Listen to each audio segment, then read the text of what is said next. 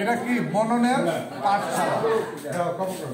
আমরা এই বইটা তোমাদের সবাইকে আমরা দিতে পারি না, এই বইয়ের সংখ্যা কম আছে আর ম্যাডামকে স্যারকে অনুরোধ করছিলাম যে আমরা প্রত্যেক গ্রুপের এই ফটোকপি করে, এটার মধ্যে সমস্ত গ্রুপ তোমরা ক খ গ পেজ ভাগ আছে তো, তুমি ফটোকপি করে তোমরা দিয়েছিল, আমি আসলে বইটা তোমাদেরকে দিতে পারি। আমি প্রথম কলেজ দিয়ে আরম্ভ করবো। তোমরা যাই বাংলাদেশের সংবিধান এবং গণতান্ত্রিক ক্রিয়াটা পড়লাম, এটা কিন্তু কোনো পাঠ্য বইয়ে নাই, খুব কম। হ্যাঁ, এই যে তোমরা এটা শিখলাম, এই যে সংবিধান সম্বন্ধে বুঝছ, সংবিধান প্রণয়ন ও গ্রহণ, ঠিক আছে, আর বাঙালির মৌলিক ঐতিহ্যের সমাজতান্ত্রিক উপাদান। তো এই জিনিসগুলি যে তোমরা জানলা জীবনে অনেক কাজে লাগে। এবং এই সংবিধানটা কিন্তু বিরাট ব্যাপার, যে সংক্ষেপে জিনিসটা পাইলা পড়লা তোমরা, এটা তোমাদের জন্য এটা একটা জ্ঞানের ভালো একটা জিনিস তোমরা অর্জন করলাম। এইখানে সঙ্গীত কারা কারা করে, আমি একটু হাত তোলা, তোমরা সঙ্গীত শিখো শিখো বা পারো, কারা হাত তোলো। কবিতা আবৃত্তি কবিতা আবৃত্তি শিখছো বা পারো? কোন কালচারাল অ্যাক্টিভিটি আছে?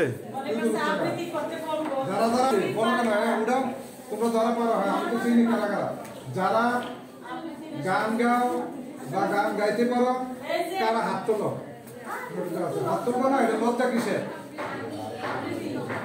হ্যাঁ, আবৃত্তি আছে, সঙ্গীত আবৃত্তি যারা করো এটা হাত তোলো।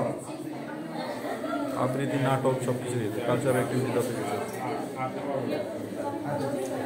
তোমরা যে আচ্ছা হ্যাঁ আবার শুনেন, তোমরা যে এই যে এটার নিচে এই সংগঠনটার নাম লেখা আছে, পড়তে পারো নি কারা? এই যে দেখো তো, উদীচী শিল্পগোষ্ঠী, উদীচী শিল্পী গোষ্ঠী। হ্যাঁ, এই সংগঠনের থেকে আজকের এই পরীক্ষাটা বাংলাদেশ উদীচী, তার মানে কি এটা জাতীয় সংগঠন, শুধু কুমিল্লা না।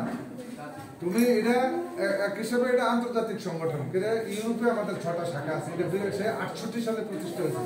বাংলাদেশের মধ্যে সাংস্কৃতিক সংগঠনের মধ্যে সবচেয়ে পুরানো এই সংগঠনটা কুমিল্লা জেলা শাখা। আজকে যে পরীক্ষাটা দিচ্ছে তোমরা, সারা বাংলাদেশে 350 শাখার মধ্যে 11টা থেকে 12টার মধ্যে পরীক্ষা হয়েছে। তোমরা শুধু এমনি দিচ্ছ না, এটা কিন্তু বিরাট পরীক্ষা।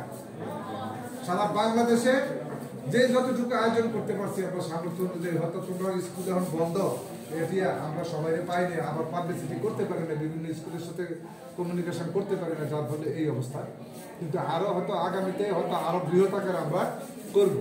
এখানে প্রত্যেকটা বিভাগে প্রথম, দ্বিতীয়, তৃতীয় যারা হবে তাদেরকে আমরা পুরস্কৃত করব। এর মধ্যে এই প্রথম, দ্বিতীয়, তৃতীয় যারা প্রত্যেক বিভাগে, সবগুলি খাতা আবার যাবে ঢাকাতে কেন্দ্রে। ওরা আবার এটাকে মূল্যায়ন করবে। মূল্যায়ন করলে ওইখানেও যদি ভালো করতে পারো, জানুয়ারি 15 তারিখ ওইখানে পুরস্কার দিব, আমাদেরকে জানাই দেবো যে কুমিল্লা থেকে অমুক আছে। তো আমরা আবার ওই যে কন্ট্যাক্ট করবো। আর আমরা সপ্তাহে 2 দিন বসি ইউসিপি স্কুলে, এই মহড়া হয়, এখানে 3-4 জন আছে, তারা যায়, এই যে ও আছে, ও আছে, ও আছে, ওরা এটার মধ্যে জড়িত আছে আমাদের সংগঠনের সাথে। আমরা গানের মহড়া, নৃত্যের মহড়া, সঙ্গীতের মহড়া এটা করি। তো আমরা সংগঠনটার নাম কিটা আবার বলো? এটা বাংলাদেশের মধ্যে সবচেয়ে পুরনো একটা সাংস্কৃতিক সংগঠন। এটার প্রতিষ্ঠা হয়েছে 68 সালের 29 অক্টোবর, স্বাধীনতার আগে দিয়ে। আমরা তো, তোমরা কলেজের পর, আমরা গণ অভ্যুত্থান কবে হয়েছে? 69-এর গণ অভ্যুত্থান। এটা তো জানো, অনেকে পাঠ্য বই আছে। ঠিক গণ অভ্যুত্থানের প্রাককালে এটা সংগঠনটা প্রতিষ্ঠা হয়েছে। এই জন্য এটা একটা আন্দোলনের সংগঠন। মানুষের মৌলিক অধিকার যাতে প্রতিষ্ঠিত থাকে, সাধারণ মানুষের অধিকার যাতে প্রতিষ্ঠিত হয়, একটা এই সাংস্কৃতিক বিপ্লব যাতে হয়, এই সংস্কৃতি যাতে আরো ব্যাপকতা প্রসার লাভ করে। সংস্কৃতি যদি পেছনে যায়, মূল্যবাদ তত সামনের দিকে এগিয়ে যায়। এই জন্য বাঙালি আমাদের বঙ্গবন্ধুর ডাকে দেশটা স্বাধীন হয়েছে। এখানে মানে সংস্কৃতি, রাজনীতি দুটাই কিন্তু উদ্ভিদ। রাজনীতিটা কিন্তু সাংস্কৃতিক পাশাপাশি, সাংস্কৃতিক না হলে রাজনীতি হবে না, এটা জানতে হবে আমাদের। সুতরাং তোমরা এই সংগঠনটার পতাকা তুলে আসতে পারো। আমাদের এখানে অনেকেই চিনো, তোমরা এখানে পরিচিত আছে, গার্ডিয়ান আছে অনেকে। আমাদের সাথে যোগাযোগ করলে আমাদের সাথে তোমরা সম্পৃক্ত হতে পারবা। পরিশেষে তোমরা কষ্ট করে শীতের মধ্যে আসছো এবং এই সংগঠনটা অংশগ্রহণ করছো পরীক্ষা, তোমাদেরকে অসংখ্য ধন্যবাদ। তোমরা ভালো থাকো।